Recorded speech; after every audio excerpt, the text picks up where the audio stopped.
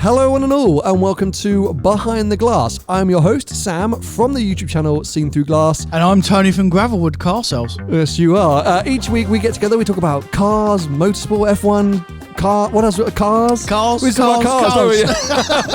You can listen to us on Spotify, Apple Podcasts. You can watch us on youtube.com/Behind the Glass. Don't forget to subscribe and turn on notifications. And Tony, if people want to support this podcast, what should they do? Watch it. No.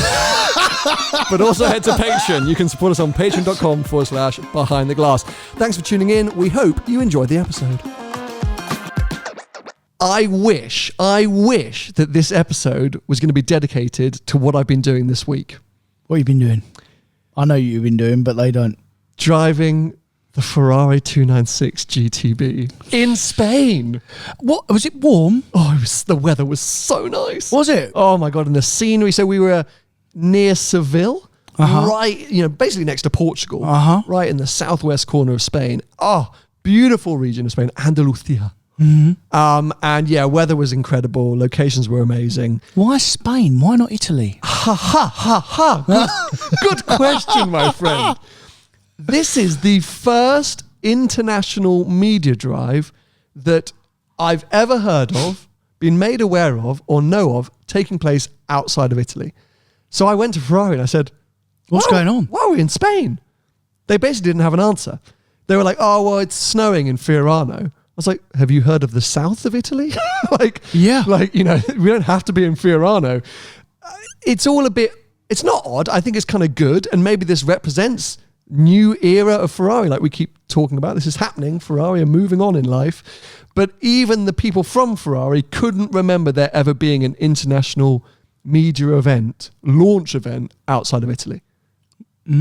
It's quite significant. Yeah, it's huge. That's why I said, why is it in Spain? Yeah, it sounds insignificant, but it's not. It's quite a significant thing.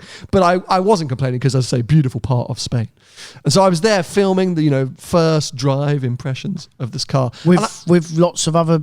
Yeah, lots of other journalists. Okay. And I can't talk about it. I can't talk about it. I signed legal paperwork saying that I would not talk about it. An affidavit, did you sign? An embargo. Same thing. Yeah, literally, I think the embargo lifts on the 7th of March, so you'll all be inundated with Ferrari 296 GTB reviews at that point. I will go live a few days later because I don't upload at midnight. So for people that don't know, viewers mostly, what would happen if you broke that embargo, if you released it before? I would actually be liable. I would genuinely be liable to be sued by Ferrari. Yeah. I don't know whether that would happen. I would get about 150 phone calls from Ferrari. Yeah.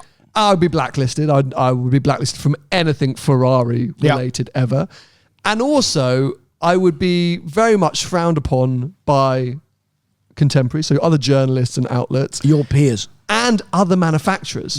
Because the minute you break an embargo, and especially if you break it sort of significantly, the world pays attention. Like the automotive world will notice that, and then you're not really as a sort of trusted source. So, it's not a clever decision. And if you don't really know what an embargo is or why manufacturers do this, it's a bit of an old school thing, but it all ties itself to the traditional media outlets. Sort of back in the day when magazines were the most important people attending any kind of media event, so that outlets from all over the world could attend and not necessarily compete with each other. A PR team would put an embargo in place so basically everyone's content could go live from the same date. Because a lot of monthly magazines, like take GQ, they're usually writing 3 or 4 months in advance. Their sort of publishing times or their lead times are literally 2, 3, 4 months in advance. Well, it's why sometimes Top Gear and TV can be a bit dated now, mate, because they don't film it yesterday.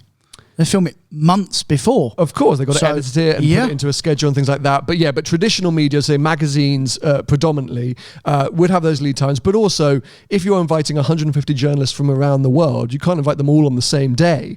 So if somebody came 3 weeks before another person, it's not really fair that their content goes out before the other person. So that's why it sort of began. And then these days it's sort of relevant because SEO, which is search engine optimization, basically if I put out an article about the Ferrari 296 GTB, even if I've got a very small website, every article that follows after that will be positioned behind me on Google. Yeah. If you search 296 GTB, my article will come up first because that's how SEO basically works. Yeah. So again, to sort of try and not give any one outlet that advantage, PR teams put these embargoes in place.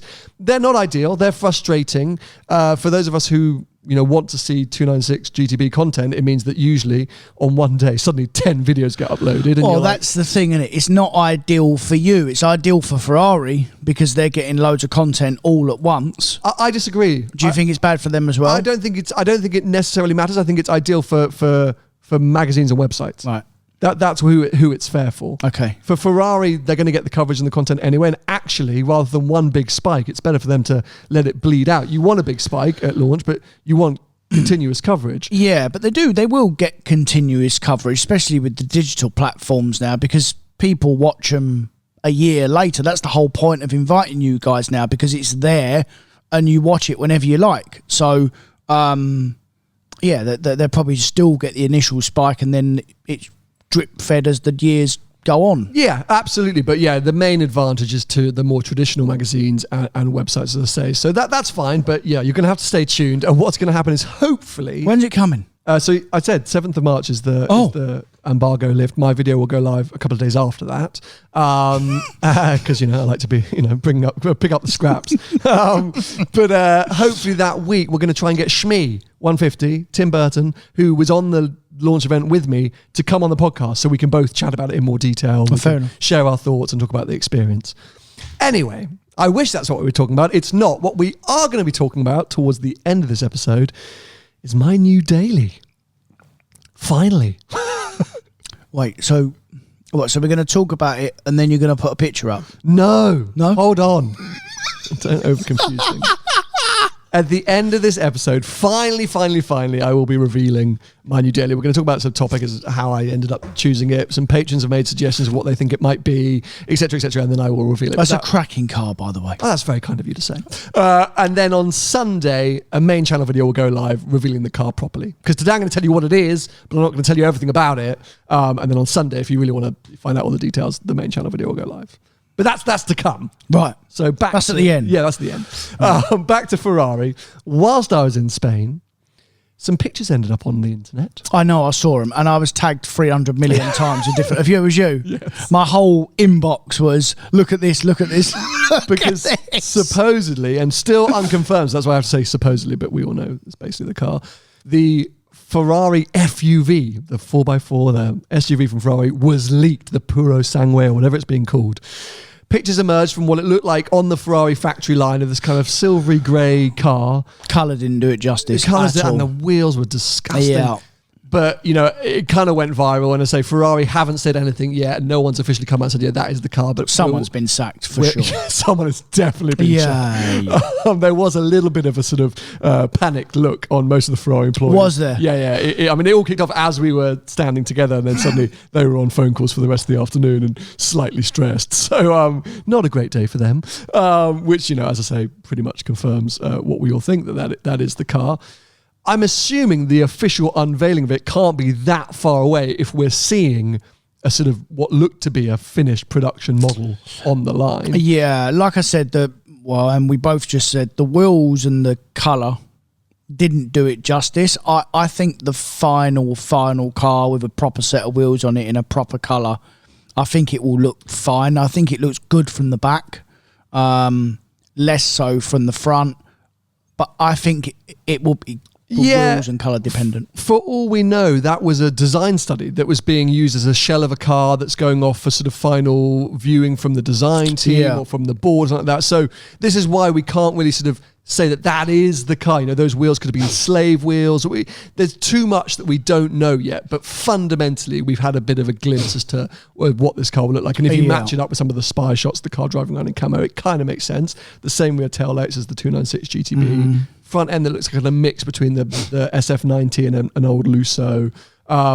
Because this is more of a crossover than an SUV, that's so it's called the Ferrari utility vehicle rather than the sports utility vehicle. Classic Ferrari. It's not supposed to be necessarily a Bentayga rival or a Urus rival. It is supposed to be basically a jacked up Lusso. And not the first time we've seen a car like this, or we've seen a car unveiled and people think, oh, that's disgusting. Urus, new shape M3, 720S. 720S was a real one. Remember when we all saw that? Bentayga. First gen Bentayga.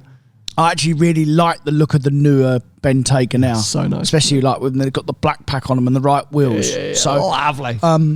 People get you. It's just change, mate. People get used to them, you know. And to keep it with the 296 GTB for a second, even though I'm not supposed to be. It's the same with that car. I can't decide. It's sometimes I think it's absolutely stunning, and sometimes I see an odd angle, and I'm like, no, I maybe like it's a it. bit funky. From what I've seen, I think it looks pretty, that car. Yeah, but it's what you said, that new design language sometimes takes a while to get used to. It does, yeah. But yeah, so theoretically, we now know what the FUV from Ferrari is going to look like. We still don't know the name. I know a little bit more about engines. I don't think I'm allowed to say again. I haven't actually signed anything. Well, can I say what I think I know? Yes. And then you can or sure. say nothing. That's a very good idea. So I believe there's a V6 coming, petrol car with some hybrid technology, I guess, like the 296. I believe there's a V12 coming as well. And a diesel. No, there's not a diesel. Interesting thoughts there, Tony. Yeah. And I bet there'll be an electric one. I bet at some point there will be an electric one. I don't. Mate, there has got to be at some point. Why? Because, well, what are Ferrari excluded from making electric vehicles? Yes, and so they should be. Well, they're not, but I agree. I think they are because of the number of vehicles they produce. I think hybrid helps them get away with their emissions and stuff, doesn't it? Yeah, but what about when 2030 comes? Mate, 2030 is not coming. So, here we go. Boom! This is what I'm so excited to talk to you about, because I don't think you know about this yet. Oh. When I was on this launch, I was there with some, as you say, real credible journalists. Henry Catchpole from Carfection, Rory Reid from Auto Trader, Jason Barlow, Top Gear, GQ, a whole load of real big, heavy hitter journalists. Mm-hmm. So I find it really fascinating to pick their brains and talk to them about things. And obviously we're there driving and reviewing a hybrid Ferrari, a new era for Ferrari. And that naturally moved the conversation on to, what is the future for companies like Ferrari, and what do we all think about electric vehicles and hybrids and things like that. Little did I know, and I'm ashamed that I hadn't seen this or picked up on it, Rory Reid has done a fascinating piece over on Auto Trader based on a report that Volvo released. And Shmi 150 has also now done a piece about it based on the fact that he's basically swapped his Taycan for two V12s. He's gone out and bought a Lusso and a DBS, I think. So he did a piece about this as well. So I've pulled up the report because it is absolutely fascinating. And bravo Volvo for conducting this report and releasing its findings, because it's actually not that positive. They've tried to put a positive spin on it, but it's not that positive. The title of the report is Carbon Footprint Report, Battery Electric XC40 Recharge, and the XC40 Internal Combustion Engine. So these are basically Volvo build the XC40 on the same line, whether it's a battery-packed car or a combustion engine car. All the components are pretty much the same apart from the running gear. The running gear, yep. Exactly. And what they wanted to understand is how green, or how much greener, or how many fewer emissions is the recharge, the electric car, in compared to a combustion engine car. Mm-hmm. Is this really the solution that we want to be chasing? Because as we've spoken about quite a lot on this show, and is now sort of becoming more and more discussed, are electric cars really that green? Well, it's becoming more and more discussed because more and more people are buying electric cars. Now, I think they're buying them because I think, like 20 years ago, when we was all told to go and buy diesel cars by the government, we're all being pushed to buy electric cars. Now, the governments have a history of doing this, and it doesn't mean it solves the problem. And now, I don't know what you're going to say, but I've got a really good idea what you're going to say. And this will back up, hopefully, unless I've really put my foot in it, what we've been saying for quite a long time. I think you're going to be thinking the right thing, but I think you're even going to be surprised at how much this rubber stamps. Oh, this is the best day of my life. Now, the caveats I will say is that firstly, I will agree and admit that it's still relatively early days in the production of electric vehicles. Yeah. Lots can change, and lots is hoping to change. We've been making combustion engine cars now for donkey's years, so we're very good 100 at plus it. years, yeah. Exactly. But you're so right. The global pressure from a governmental level is to go electric. Yeah. This seems to be the kind of agenda. And good on Volvo, as I say, for doing this report and looking into it. I have had to skim read it. I did chat to Rory and Shmi about it. So I may have missed a few key details, and feel free to go and read the report yourself, or more realistically, go and watch Rory's video over on Auto Trader. But headline figure for you. Okay. Are you ready for this? I'm ready. So, an XC40 combustion engine car, over its lifetime, which I think was based on around 150,000 miles, so 200,000 kilometers. Okay. Normally around a 10 or 15 year lifespan in general, cars have. Exactly. Yeah. Will put out around 58 tons of CO2 emissions. Yeah. Okay. Based purely on the global current sort of electric production. So, we're losing a lot of fossil fuels here in the UK, for example, to actually create electricity and charging network. An XC40 recharge will be 54 tons. So just why am I struggling now? Yes. 54 tons. So it's 4 tons less than the combustion engine car. Okay. Now you go, well, great. It is. It's less. It's a cleaner way to go about it. Yeah. And you're right. I think it's definitely nowhere near as much as you would maybe think or suggest. But the more interesting fact is when you dive down into the production or the manufacturing emissions versus the actual road going emissions. Because it's so carbon emitting to manufacture an electric vehicle, they start at a massive deficit. Mm-hmm. So essentially, there's a break-even point where an electric car becomes greener than a combustion engine car. If you go on basic current global electricity production levels, that break-even point is 146,000 kilometers. So for the first 146,000 kilometers, a combustion engine XC40 is greener than an electric XC40. Okay. Now, that is surprising even for me to hear that. I knew that the grass weren't always greener. Excuse the pun. I knew that for sure there was going to be some other bits that we are not seeing as consumers. But for a car to be, I'm just trying to break this down from a professional point of view. So a combustion engine car, 140,000 odd kilometres, right? Mm-hmm. So that's 90,000 miles, maybe 100,000 miles, roughly. Yeah. 85,000 around miles, 80, roughly. Yeah, 85,000 miles. Okay. If that's a small car, that's worth not a lot of money at that point. And so are we saying the electric car, once it gets to that point, don't forget, batteries are not going to last forever as well. So there's also going to be a point where when you scrap a combustion car, it gets scrapped and that's the end of it. It goes to a scrapyard and it gets recycled as well. As far as I know, you can't do that with a battery. You can't just scrap a battery. There's different ways and pollution ways because of what it gives off. Yeah, absolutely. So, and I only know this because I know someone very high up in Audi, and they said that when electric cars are going to get, when they really catch on, there's going to need a point when they get to 8, I think I told you this before, when they get to 8 or 10 years old and the batteries are becoming to the end of their life, there's going to have to be a compound where they're going to have to go and sit for a while before they can do anything with them.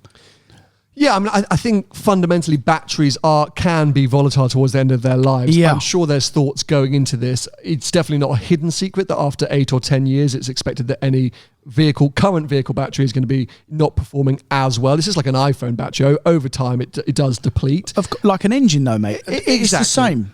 So yes, you're right. There's going to be a chance that these vehicles may need to have their batteries replaced, which will then add to their emissions because the creation of that battery produces carbon to then, slot into the car. Yeah. So my question for you is then, what's the average mileage, do you think, per year of a car like an XC40? Well, the average mileage is around 12,000 miles a year. It used to be 10, but it's around 12 now. But people still do say 10,000 miles a year, roughly. So we're looking at maybe 6 to 8 years for an XC40 owner to have amassed around 140,000 kilometers, potentially. But we know that realistically, if they're buying a car new, and this is what we're looking at here, after 4 years or maybe 5 years in the UK, they're probably going to be changing. It's loads less than that. It's like 26 months. Fine. Just so that's the average years. ownership? Correct. Okay. So again, but that car will then hopefully move on. But higher mileage examples, less demand for them for sure. If an XC40 combustion engine car's up with 60, 70,000 miles on the clock, it's not that an attractive proposition. So what I'm trying to hit at here is that as we're approaching that break-even point, firstly, there's the question of, will the recharge need a new battery? And secondly, how many XC40 combustion engine cars or recharge cars are going to be getting to that point within private ownership of that break-even marker? 146,000 kilometers. That's a very long way to go in an XC40. In an electric version, which at the moment, you can only do 200, 300 miles at a go. Yeah. Or a combustion engine car. That's a high. I know, we've got Volvos from 1990s that maybe have done 150,000 miles or more. Like that, or more. Yeah. But they're 15, 20-year-old cars. So my point being that it's a huge amount of miles that need to be covered before you even break even. And that as well, like I said, when cars get to 7 or 8 year old, things start to break. Now, with a combustion engine, which you definitely can't do with a battery, when a battery's gone, it's gone. It's finished. You need a new battery. So a battery on an electric vehicle will be 8 or 10 grand, for instance. Do we know that? No, we don't know. But I'm just saying. That's a hell of a lot. It's not going to be 500 quid like you can get a Recon engine. Do you know? This is what I'm trying to say. Yeah. There's an inherent cost associated. When a car gets to 8 or 9 years old, and cars are miles better than they used to. They go on. But the general consensus is the government likes cars in this country to be around 10 years old. That's why there's all these charges, congestion charges and stuff, and people that run ULEZ that run really old cars, they get really penalised because they're emissions, obviously. So when you get to a point in a combustion engine car, it's throwaway if it's broken, because things wear out. But if you don't want to throw it away and you don't live in the town, you can easily repair it for not a lot of money. So with an electric car, and I don't know for certain, but I know for sure that the batteries won't be cheap, and you can't refurb the battery. You need a new one. So the car's going to be throwaway at 7 or 8 years old, and then at that point we're exactly level with a combustion car, but a combustion car with a Recon engine can go again.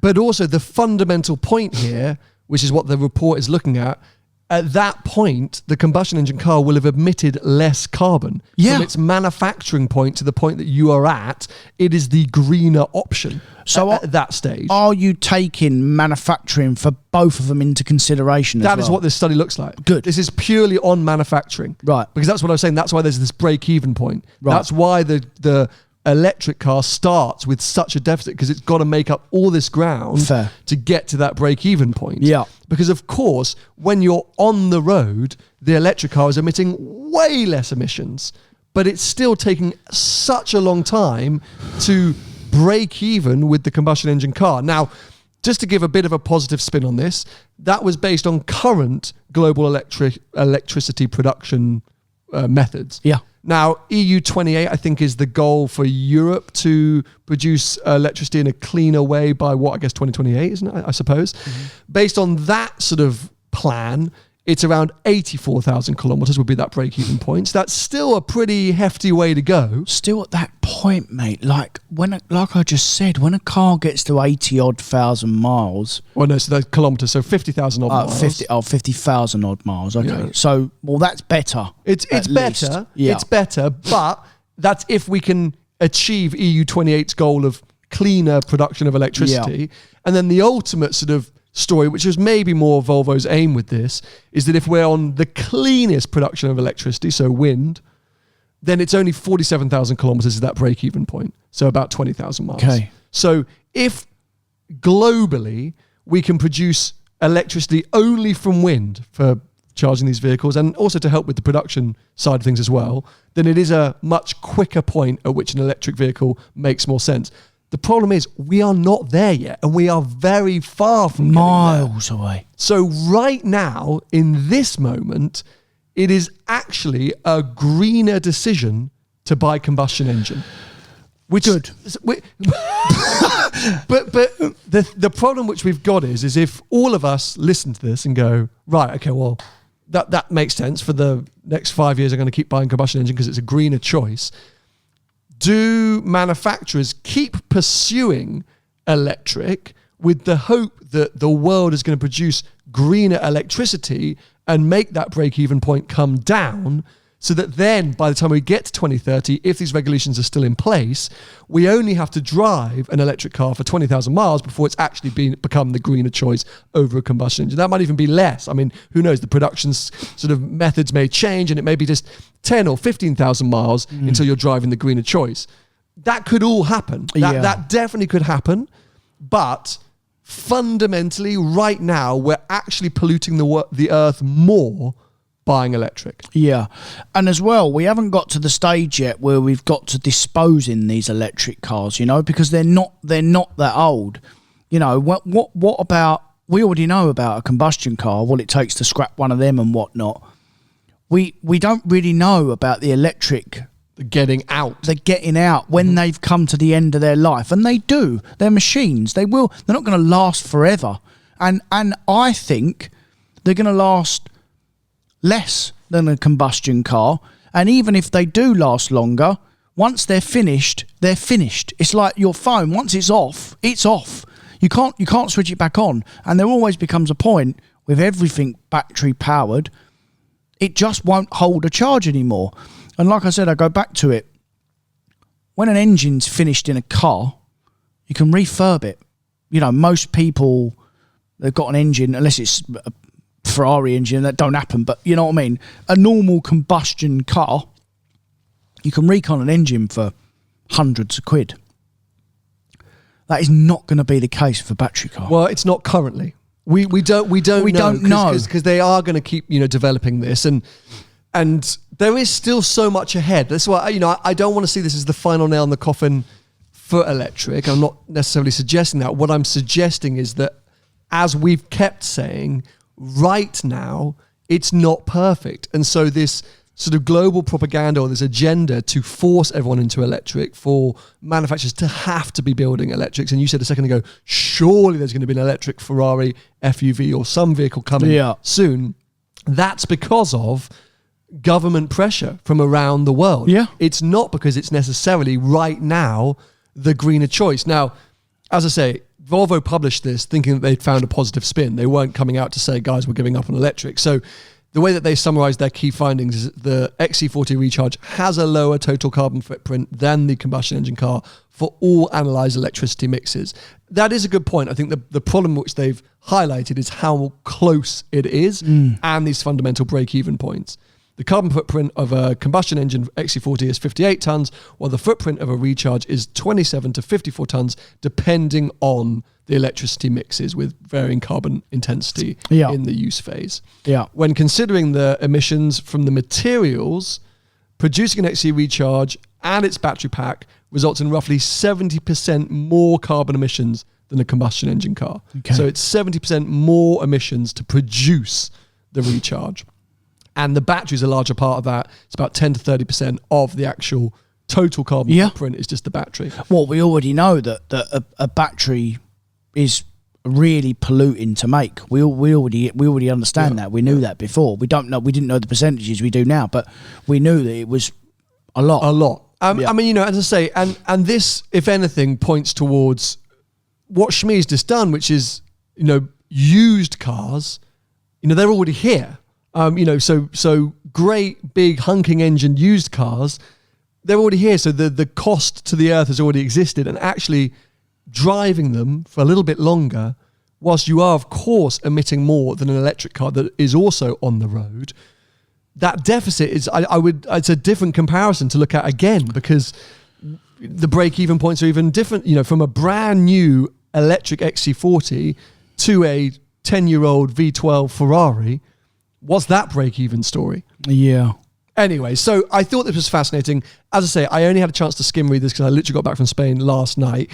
Please go and check out Rory and Shmi's videos, or check out this report. I'll try and put a link to it below. It's volvocars.com. It's literally on their website. Is it actually on the website? It's on their website. It's a really, really interesting, you know, story and analysis. And I say I'm going to read more of it this evening to try and understand more of it. But yeah.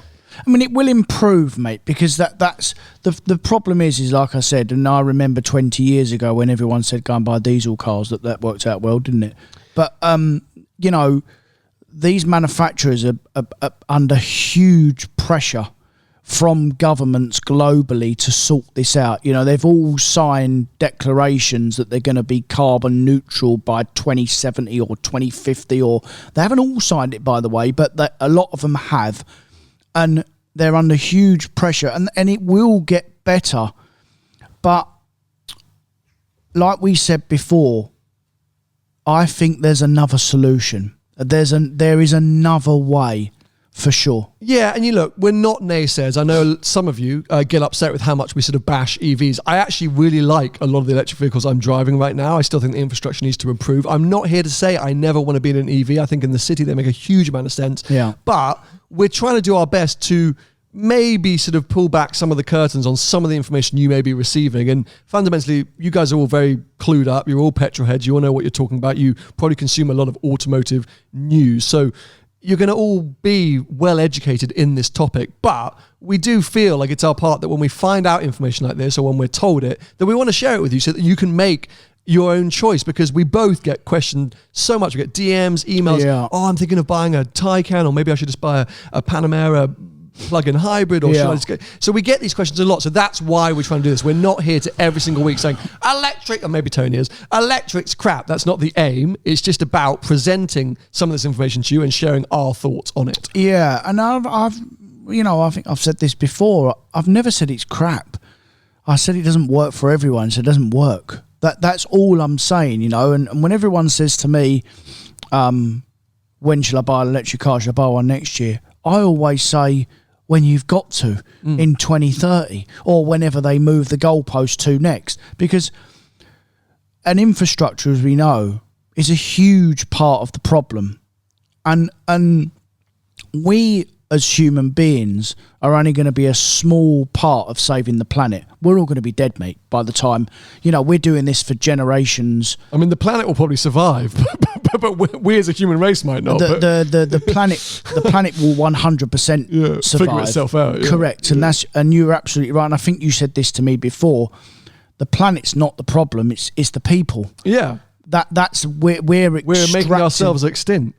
Correct. We won't have food. We won't be able to grow our own food, as we're seeing around the world: fires and floods and extreme weather conditions. Yeah. We're making it harder and harder for the human race to survive on this planet. So we have to do something. Yeah. Absolutely have to do something. Yeah. But when you see a study like that, which is basically saying that up until 140,000 kilometers, or however many years that would achieve, an electric car is actually producing more carbon emissions, that's when we have to raise the flag and say, hold on a sec, guys, aren't we all aiming for the greater good of saving the human race and trying to ensure that, as you say, generations after us can continue to enjoy this incredible planet, like the southwest of Spain, like I've just been in now? You know, parts of the world like that will only survive if we all come together.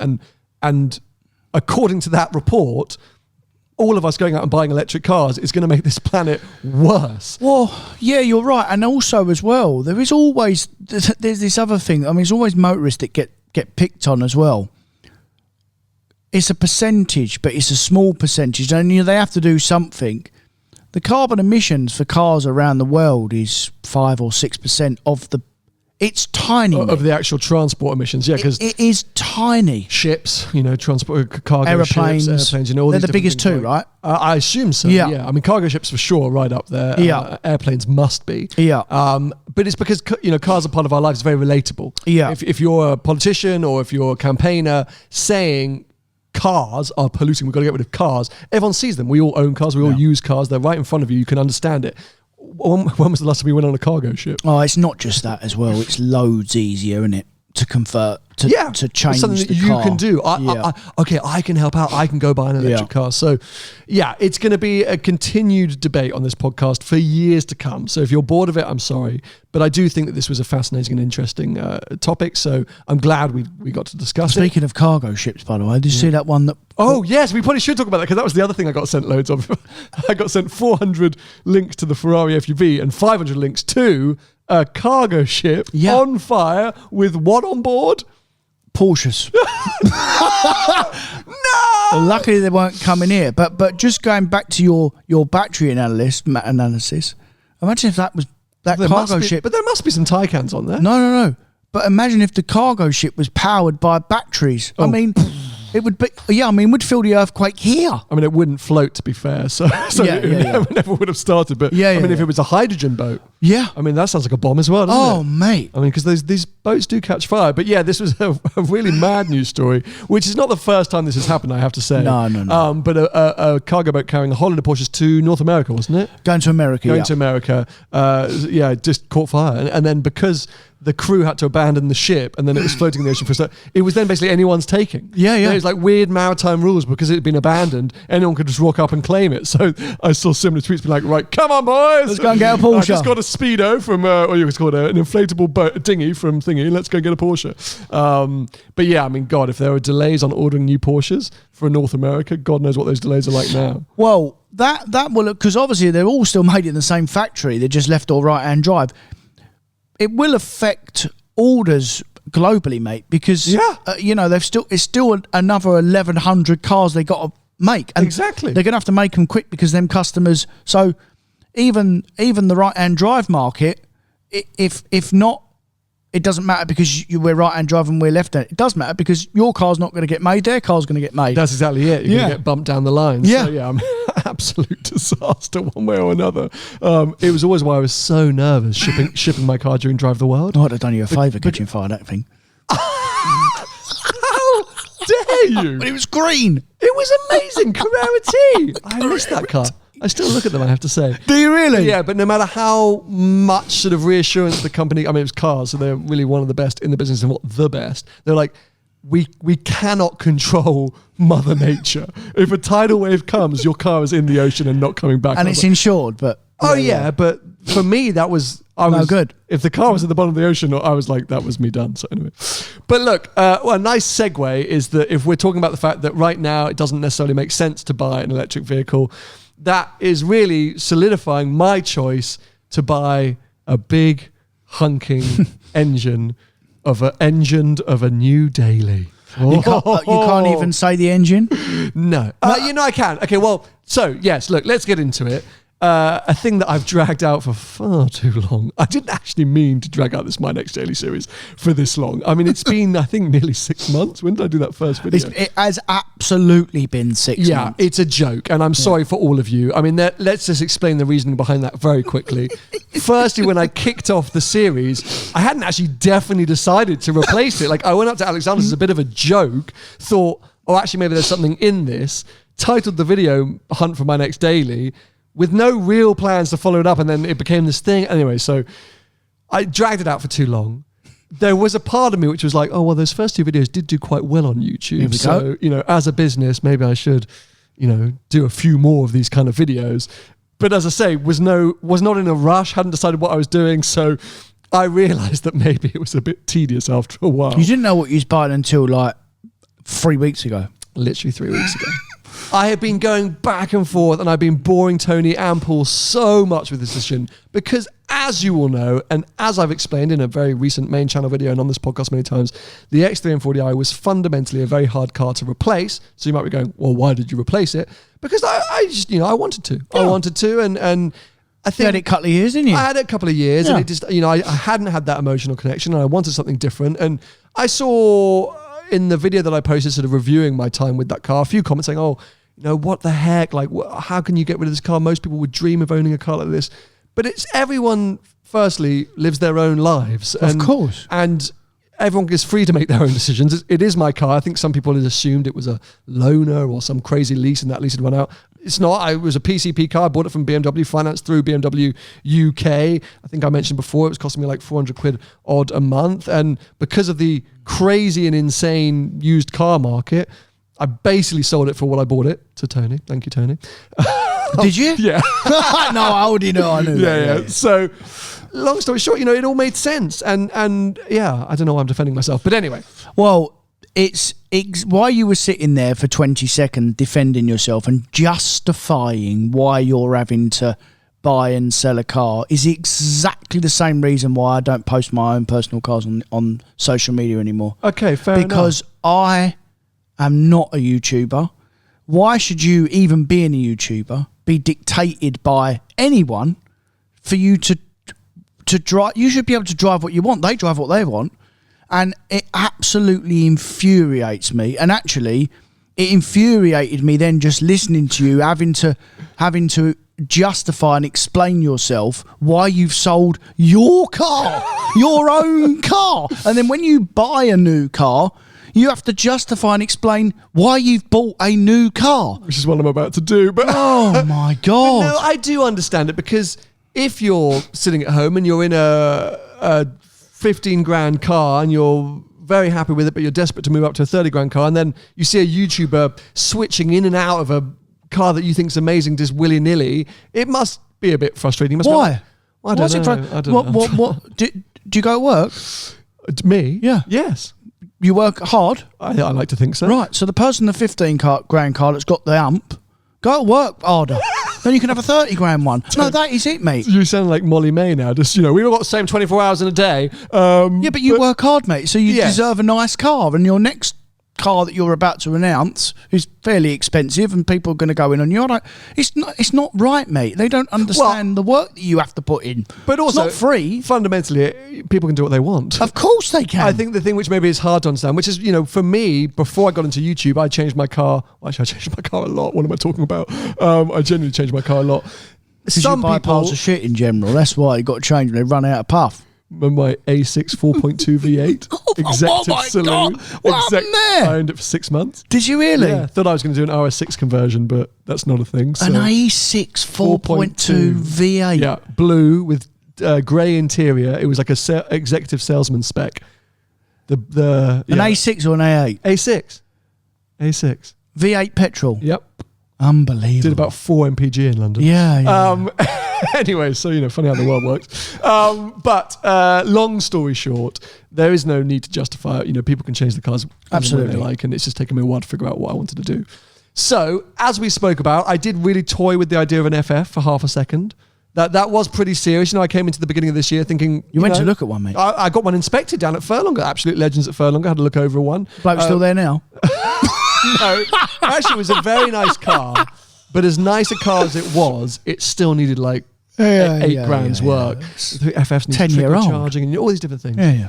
And fundamentally, as I announced when I started this whole journey, my daily is just that, a car that I'm going to be using on a day-to-day basis. It needs to be super practical, super comfortable, loads of space, easy to drive, all the comfort, all the tech.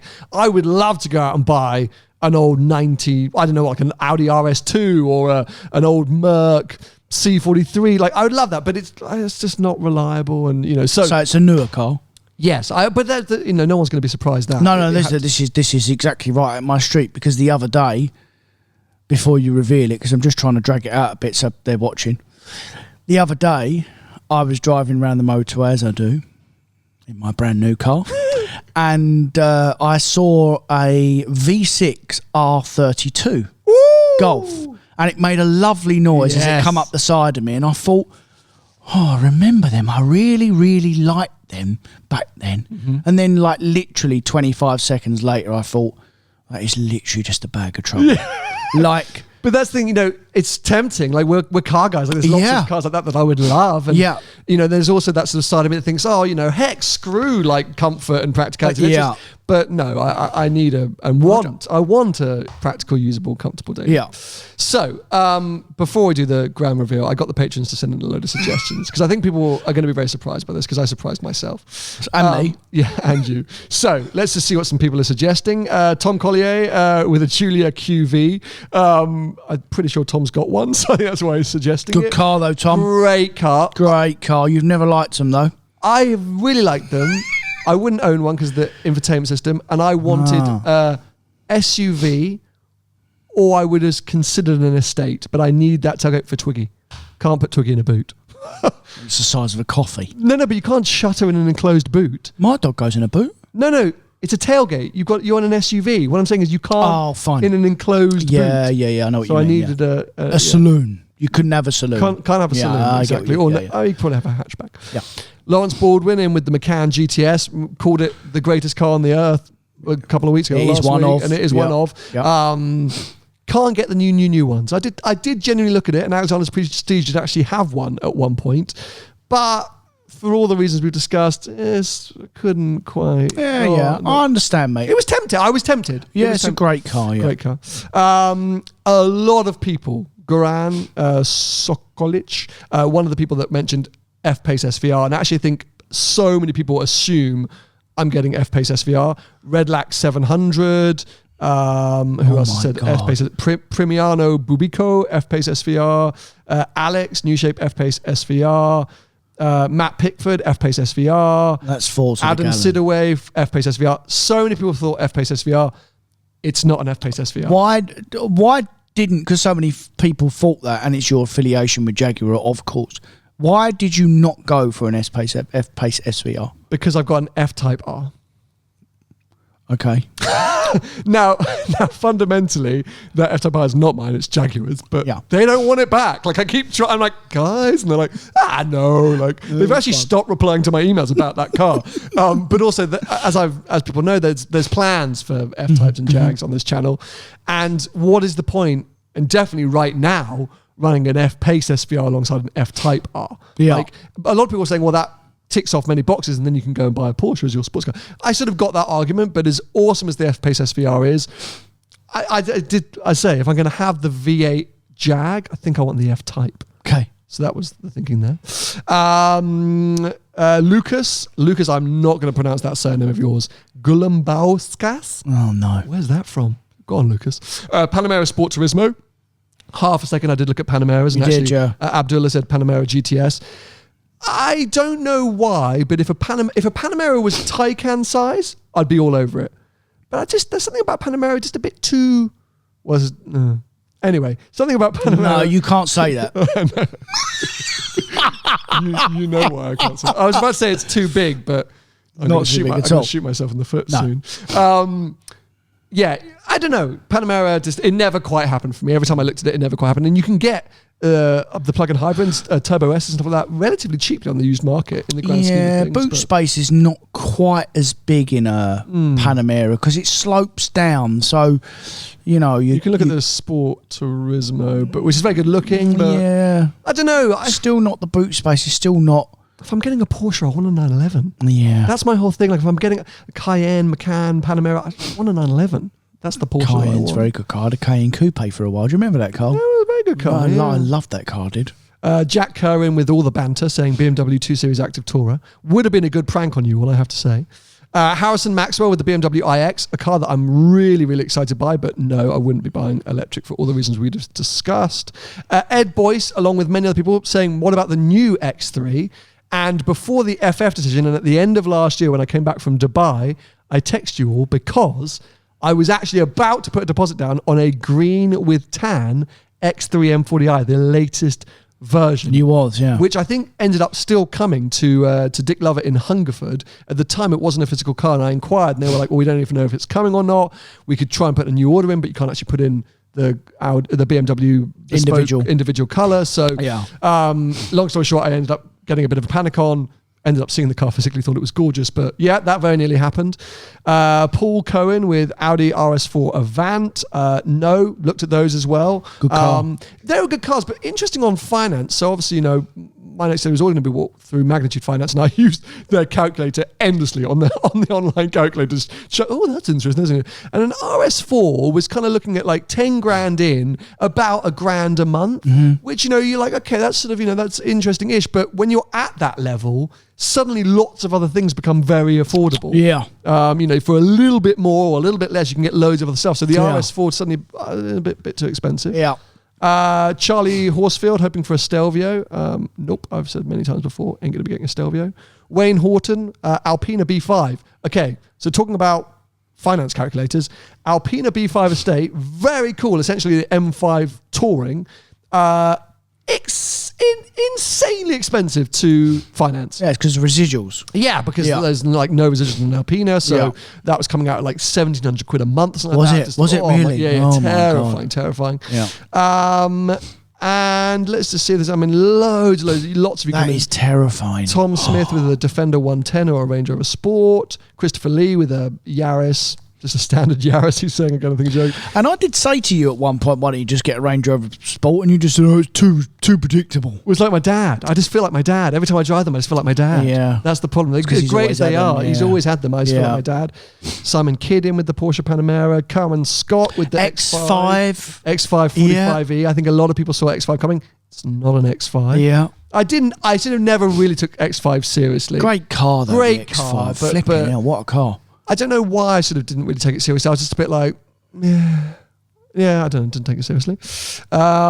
So people have kind of tapped into the things that I was considering, but actually not one Patreon suggested the actual car. Really? Not one Patreon. Oh, you've done good. I wouldn't reveal it if I was you then. Billy Perkins, the Defender 90. Nope, not because it's going to be a really, really good surprise for people. Actually, sorry. James Scudder has got it right. James. I feel like I should send you a hat. A hat? James has got it right. On Sunday, the full reveal, because this particular car is fairly unique. I'm about to tell you the make and the model, but the specific car needs to be seen. Would you agree? Oh, it needs to be seen, all right. Yeah. And this is where we'll end it. So I hope you've enjoyed the episode. I'm going to have really clickbaited this with the title saying My Next Day. It's going to be in the last 20 seconds of the episode. If you want to follow Tony, he's at Tony Grovel with Car Sales on most social media platforms. I'm at Seen Through Glass. We'll be back with you next week when we can talk more about my new daily and Audi RS6. Ooh.